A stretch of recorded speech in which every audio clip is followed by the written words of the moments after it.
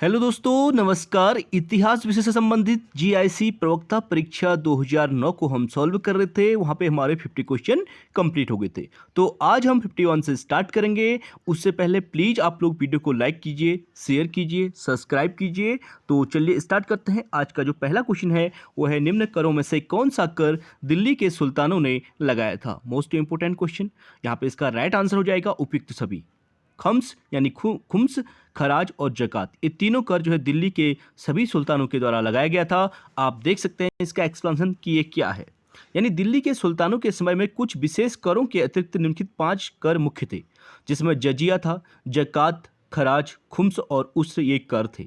जकात जो है मुसलमानों से धार्मिक कर के रूप में लिया जाता था, और खराज जो है गैर मुसलमानों पर भूमि कर तथा खुम्स जो है सेना द्वारा युद्ध में लूटे गए कर थे। और धन तथा उस मुसलमानों से लिया जाने वाला भूमि कर होता था। आप इसको नोट डाउन कर सकते हैं। अगला क्वेश्चन है हमारा, निम्नलिखित में से किस सुल्तान ने सोने के सिक्के एक ओर देवी लक्ष्मी और दूसरी ओर देवी का नाम अंकित करवाया था? तो वो था मोहम्मद इब्न साम। ठीक है, बी यहाँ पर राइट आंसर हो जाएगा, यानी मोहम्मद गौरी। आप देख सकते हैं मोहम्मद गौरी ने भारत पर 1175 ईस्वी में सर्वप्रथम आक्रमण किया और प्रारंभ में वह पराजित भी हुआ, लेकिन 1192 ईस्वी में तराइन के द्वितीय युद्ध में पृथ्वीराज चौहान तृतीय को हराने के बाद वह भारत में अनेक विजय प्राप्त की, और मोहम्मद गौरी और मोहम्मद इब्न साम ने सोने के सिक्के के एक ओर देवी लक्ष्मी और दूसरी ओर देवी का नाम अंकित करवाया था। अगला है, प्रेम वाटिका की रचना किसने की थी? मोस्ट इंपोर्टेंट क्वेश्चन है। तो प्रेम वाटिका की रचना जो की थी वो रस खान के द्वारा की गई थी। डी यहाँ पे राइट आंसर हो जाएगा, यानी रस खान का जन्म जो है दिल्ली के पठान राजवंश में हुआ था। वह केवल कृष्ण के चित्र को देखकर उनकी ओर आकर्षित हो गए थे। रस खान की जो प्रेम वाटिका थी तथा सुजान ए रसखाना प्रसिद्ध रचनाएं हैं, और रस खान की भाषा विशुद्ध ब्रज भाषा थी। और शाहजहां के शासनकाल के उत्तरार्ध 1643 सॉरी ईस्वी में हिंदी साहित्य का तृतीय युग आरंभ हुआ, जिसे रीतिकाल की संज्ञा दिया गया है, और रस खान जो है इसी काल के कवि माने जाते हैं। अगला क्वेश्चन है हमारा, निम्नलिखित मुगल शासन में किसने कश्मीर के कुछ वैध करों को माफ कर दिया था? तो वो था आपका शाहजहां। बी यहाँ पे राइट आंसर हो जाएगा, यानी 1627 ईस्वी से 1658 ईस्वी तक मुगल बादशाह शाहजहां था, और उसके समय भारत में जो स्थापत्य कला का स्वर्णकाल था। उसने कृषि के विकास पर जोर दिया। उसने अकाल के कारण दक्षिण भारत में भू राजस्व को माफ कर दिया था, तथा विशेष परिस्थितियों के कारण कश्मीर के कुछ वैध करों को भी माफ कर दिया था। अगला क्वेश्चन है, निम्नलिखित मुगल शासकों में से किसने उलेमा की शक्ति पर प्रतिबंध लगाने के लिए महजरनामा जारी किया था? तो वो क्या था? अकबर के द्वारा। बी यहाँ पे राइट आंसर हो जाएगा, यानी अकबर ने दार्शनिक एवं धर्मशास्त्रीय विषयों पर वाद विवाद के लिए फतेहपुर सीकरी में 1575 ईस्वी में इबादत खाना बनवाया, और यहाँ के धार्मिक चर्चा से वह संतुष्ट नहीं था, और तो उसने समस्त धार्मिक मामलों को अपने हाथों में लेने के लिए 1579 ईस्वी में एक मजहरनामा या फिर घोषणा पत्र जारी करवाया, और उलेमा शक्ति पर प्रतिबंध लगा दिया था। किसने? अकबर ने। अगला है, शाहजादा खुसरो को अधोलिखित में से किस स्थान पर दफनाया गया था? तो शाहजादा जो खुसरो था उसको इलाहाबाद के पास दफनाया गया था। बी यहाँ पर राइट आंसर हो जाएगा, यानी 1605 ईस्वी में जहांगीर यानी मुगल वंश का शासक हुआ। उसकी प्रथम पत्नी का नाम था मानबाई, जिसे जहांगीर ने शाह बेगम की उपाधि दी थी, और खुसरो इसी मानबाई का पुत्र था, जिसकी मृत्यु दक्षिण भारत में शाहजहां के खेमे में हुई थी। जहांगीर के आदेश पर उसे इलाहाबाद में दफनाया गया, और इसी खुसरो के नाम पर आज भी इलाहाबाद में खुसरो बाग स्थित है। अगला क्वेश्चन है, अधोलिखित में किसने निजामुल मुल्क को वकीले मुतलक का पद प्रदान किया था? तो निजामुल मुल्क को वकीले मुतलक का जो पद प्रदान किया था वो क्या था? मोहम्मद शाह ने। बी यहाँ पर राइट आंसर हो जाएगा, यानी रोशन अख्तर सैयद बंधुओं के सहयोग से सितंबर 1719 ईस्वी को मोहम्मद शाह की उपाधि के साथ मुगल राज शासन पर बैठा। उसके समय ही सैयद बंधुओं का अंत निजामुल मुल्क के द्वारा किया गया, और मोहम्मद शाह ने निजामुल मुल्क को वकीले मुतलक का पद प्रदान किया, और मोहम्मद शाह के समय अहमद शाह अब्दाली का 1748 ईस्वी में भारत पर आक्रमण हुआ था। अगला क्वेश्चन है हमारा, औरंगजेब ने अपनी विजयों को लिपिबद्ध करने के लिए किस हिंदू इतिहासकार को खोजा था? तो वो था आपका ईश्वरदास नागर। मोस्ट इंपोर्टेंट बी यहाँ पर राइट आंसर हो जाएगा। यानी औरंगजेब ने अपनी विजयों को लिपिबद्ध करने के लिए ईश्वरदास नागर को नामित किया था। औरंगजेब ने ईश्वरदास नागर को जोधपुर में एक असैनिक अधिकारी के रूप में नियुक्त किया था और ईश्वरदास नागर ने फतुहात ए आलमगीर की रचना भी की थी। अगला है खानवा का युद्ध लड़ा गया था। तो खानवा का जो युद्ध लड़ा गया था वो 1527 ईस्वी में लड़ा गया था। ठीक है, और बाबर और किसके बीच लड़ा गया था? आप एक्सप्लेनेशन देख सकते हैं, यानी ए यहाँ पे राइट आंसर हो जाएगा। मेवाड़ के शासक राणा सांगा के बीच। यानी बाबर ने 1519 ईस्वी में भारत पर आक्रमण प्रारंभ किया और उसे सफलता 1526 में पानीपत के प्रथम युद्ध के विजय के बाद मिली। पानीपत के युद्ध के बाद बाबर ने मेवाड़ के शासक राणा सांगा पर धोखा देने का आरोप लगाया और इसी आधार पर उसने 1527 ईस्वी में राणा सांगा से खानवा का युद्ध किया और विजय भी प्राप्त की थी। अगला है अधोलिखित में से कौन अकबर के केंद्रीय प्रशासन का सर्वोच्च अधिकारी था? तो केंद्रीय प्रशासन का जो सर्वोच्च अधिकारी था अकबर का, वो था वकील। बी यहाँ पर राइट आंसर हो जाएगा। यानी बाबर और हुमायूं के समय वजीर का पद बहुत अधिक महत्वपूर्ण था।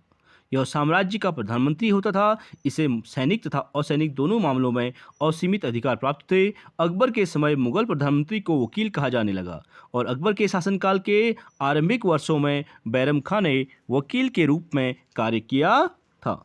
अगला है राज दरबार में मीर ए तुजुक शब्द का प्रयोग किया जाता था। तो राज दरबार में मीर ए तुजुक जो शब्द था उसका प्रयोग जो किया जाता था, यहाँ पे राइट आंसर नहीं दिया गया है। आप एक्सप्लेनेशन देख सकते हैं। मीर ए तुजुक या फिर मीर ए तोजक नामक जो अधिकारी का कार्य था वो धर्मानुष्ठान करवाना था तथा धार्मिक उत्सवों आदि का प्रबंध करना था, और तो कोई भी विकल्प यहाँ पर सुमेलित नहीं है, इसलिए राइट एक्सप्लेनेशन नहीं दिया गया है। अगला है हमारा राइट आंसर नहीं दिया गया है। अगला है अकबर ने किसे कभी की उपाधि से विभूषित किया था? तो अकबर ने कभी की उपाधि से विभूषित जो किया था वो था आपका राजा बीरबल। सी यहाँ पे राइट आंसर हो जाएगा। यानी अकबर ने राजा बीरबल को कभी की उपाधि प्रदान की थी। बीरबल अकबर के 9 रत्नों में से एक थे।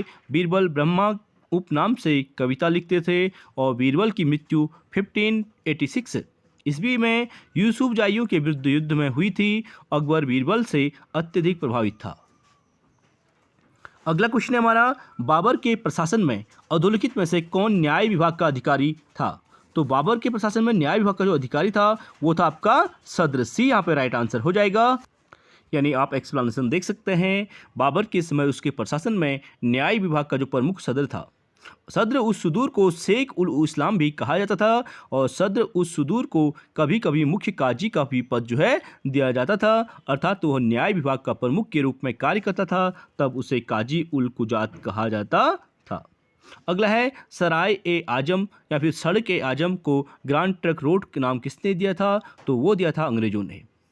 ठीक है, ए यहाँ पे राइट आंसर हो जाएगा। शेरशाह ने अपने समय में कई सड़कों का निर्माण कराया और पुरानी सड़कों की मरम्मत करवाई और सराय ए आजम या फिर सड़क ए आजम को ग्रांड ट्रक रोड का प्रारंभिक निर्माण जो है शेरशाह ने करवाया था, जिसे बाद में अंग्रेजों के द्वारा ही इसे ग्रांड ट्रक रोड नाम दिया जाता है। अगला क्वेश्चन है, मुगल प्रशासन में कौन दरोगा ए तोपखाना के नाम से जाना जाता था? तो मुगल प्रशासन में दरोगा ए तोपखाना के नाम से जाना जाता था वो था मीर आतिश। बी यहाँ पे राइट आंसर हो जाएगा। मुगल प्रशासन में मीर आतिश को दरोगा ए तोपखाना के नाम से जाना जाता था, अर्थात यह शाही तोपखाने का प्रधान था। यह मंत्री पद नहीं था। इसकी सिफारिश पर महत्वपूर्ण नगरों में केंद्र द्वारा कोतवाल की नियुक्ति होती थी और मुहत्सिब जो है प्रजा के नैतिक चरित्र की देखरेख करने वाला अधिकारी होता था। इसे नोट कर सकते हैं, इंपॉर्टेंट है। और मीर बख्शी जो था सैन्य विभाग का प्रमुख था। यह सिकदार यानी सिख या फिर जिले का प्रमुख होता था। अगला क्वेश्चन है, निम्नलिखित में से किसने पंचतंत्र का फारसी भाषा में अनुवाद किया था? Most important question. पंचतंत्र जो है विष्णु शर्मा के द्वारा लिखा गया था। इसका फारसी में अनुवाद जो किया था वो किया था अब्दुल फजल के द्वारा। सी यहाँ पे राइट आंसर हो जाएगा। अकबर के शासनकाल में बदायूं ने रामायण का अनुवाद किया था और फैजी अकबर के अनुवाद विभाग का अध्यक्ष था और अबुल फजल ने पंचतंत्र का अनुवाद फारसी भाषा में कली लाह व दीमना नाम से किया था। अगला क्वेश्चन है हमारा, निम्नलिखित में से किसने तुजुक ए बाबरी का फारसी भाषा में अनुवाद किया था? तो तुजुक ए बाबरी का फारसी भाषा में अनुवाद किया था अब्दुल रहीम खान ए खाना के द्वारा। ए यहाँ पे राइट आंसर हो जाएगा। यानी बाबर जो है साहित्य में बहुत रुचि लेता था। उसने तुर्की भाषा में अपनी आत्मकथा तुजुक ए बाबरी यानी फिर बाबरनामा लिखा और इसका 4 बार फारसी में अनुवाद हुआ। हुमायूं के समय जैन खां और पायंद हसन खां, अकबर के समय अब्दुल रहीम खान ए खाना और शाहजहां के समय मीर अबू तालिब ने फारसी में अनुवाद किया था। अगला क्वेश्चन है, मध्यकाल के दौरान पार्सियन में साहित्यिक कुशलता प्राप्त करने वाला प्रथम हिंदू कौन था? तो वो था आपका चंद्रभान। ठीक है, ए यहाँ पे राइट आंसर हो जाएगा। यानी मध्यकाल यानी शाहजहां के दौरान पार्सियन में साहित्यिक कुशलता प्राप्त करने वाला जो प्रथम हिंदू था वो था चंद्रभान। अगला क्वेश्चन है, मुगल शहजादी जिसने दिल्ली में एक पुस्तकालय बैतुल उल उलूम की स्थापना की थी वह थी। ठीक है, बैतुल उल उलूम जो पुस्तकालय था उसकी स्थापना की थी जेबुन्निसा के द्वारा। सी यहाँ पे राइट आंसर हो जाएगा। यानी मुगल शहजादी जेबुन्निसा ने दिल्ली में एक पुस्तकालय बैतुल उल उलूम की स्थापना की थी। जेबुन्निसा औरंगजेब की पुत्री थी। औरंगजेब का सबसे बड़ा पुत्र अकबर द्वितीय था जिसने औरंगजेब के विरुद्ध विद्रोह कर दिया, जिसके कारण औरंगजेब ने उसे गिरफ्तार करने का प्रयास किया, लेकिन अकबर द्वितीय भागकर ईरान चला गया और जेबुन्निसा अपने भाई से पत्र व्यवहार करती थी, जिसके कारण औरंगजेब ने जेबुन्निसा को जेल में डाल दिया था। एक कट्टर शासक कह सकते हैं। ठीक है, इसी के द्वारा जो है मुगल शासन में सबसे ज़्यादा जो है, अगर मुगल प्रशासन में कहीं बात करें तो ये कहीं पे भी क्वेश्चन आता है, सबसे ज़्यादा विद्रोह की बात करें, सबसे ज़्यादा हमलों की बात करें, यहाँ पे औरंगजेब आप मान के चलेंगे। अगला है, रामायण का फारसी भाषा में अनुवाद किसने किया था? तो रामायण का जो फारसी में अनुवाद किया था वो क्या था? अब्दुल कादिर बदायूनी के द्वारा। डी यहाँ पे राइट आंसर हो जाएगा। यानी अकबर का जो राजकवि था फैजी अपने समय का श्रेष्ठ कवि था और अकबर ने उसकी अध्यक्षता में आगरा में अनुवाद विभाग की गठन किया था और इसी समय अकबर ने अब्दुल कादिर बदायूनी को रामायण का फारसी अनुवाद करने का आदेश दिया और बदायूनी ने अनुवाद तो किया, लेकिन उसे इस बात का बहुत दुख था कि उसे हिंदू देवी देवताओं के नाम अपने हाथ से लिखने पड़े थे। अगला है, तारीख़ फिरोजशाही का लेखक कौन था? तो तारीख़ फिरोजशाही मोस्ट इंपोर्टेंट बुक है, तो शम्स ए सिराज अफीक के द्वारा लिखी गई थी। बी यहाँ पे राइट आंसर हो जाएगा। आप 71 का एक्सप्लेनेशन देख सकते हैं। यानी तारीख़ फिरोजशाही की रचना शम्स ए सिराज अफीफ ने की थी और इस पुस्तक में सुल्तान फिरोज शाह तुगलक के शासन की सभी घटनाओं का आरंभ से अंत तक का विस्तृत वर्णन किया गया है। उसने सुल्तान फिरोज शाह तुगलक को आदर्श सुल्तान के रूप में प्रस्तुत किया और सुल्तान फिरोज शाह तुगलक ने स्वयं फतुहात ए फिरोजशाही की रचना की थी। अगला है, सासाराम में शेषा के मकबरे की योजना थी, वह कैसी थी? वो थी अष्टकोणीय। मोस्ट इंपोर्टेंट, बहुत बार पूछा गया है, तो ए यहाँ पे राइट आंसर हो जाएगा। यानी अष्टकोणीय। आप देख सकते हैं, अष्टभुजी मकबरे का निर्माण सैयद वंश के शासकों के कब्रों से मिलता है। यानी यह परंपरा लोधी वंश के शासकों ने भी जारी रखा और शेषा का मकबरा बिहार के सासाराम में तालाब के बीच में बना है और यह मकबरा जो है अष्टकोणीय आकार का है, यानी अष्टभुजाओं वाला है। शाहजहां ने, अगला क्वेश्चन है हमारा, शाहजहां ने किस संगीतज्ञ को गुण समुद्र की पदवी से प्रदान की थी या विभूषित किया था?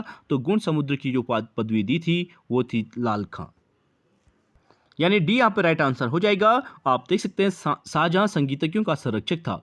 उसके दरबार में खुशहाल खां और विश्राम खां तथा लाल खां जैसे गायक थे। शाहजहां ने लाल खां को गुण समुद्र की उपाधि प्रदान की थी। शाहजहां अपने संस्कृत भाषा के राजकवि जगन्नाथ के गाने से प्रसन्न होकर उसे इनाम में उसके बराबर सोना तौलकर दिया था। अगला क्वेश्चन है हमारा, प्रसिद्ध चित्रकार मंसूर किस शासक का दरबारी था? तो प्रसिद्ध चित्रकार मंसूर था वो था आपका जहांगीर के दरबार। यानी सी यहाँ पे राइट आंसर हो जाएगा, जहांगीर के दरबार से संबंधित था। आप इसका एक्सप्लेनेशन देख सकते हैं। मुगल चित्रकला का जो प्रारंभ होता है हुमायूं से माना जाता है और अकबर ने इसका पोषण किया तथा जहांगीर के समय जो है मुगल चरमोत्कर्ष पर पहुंचाई गई थी।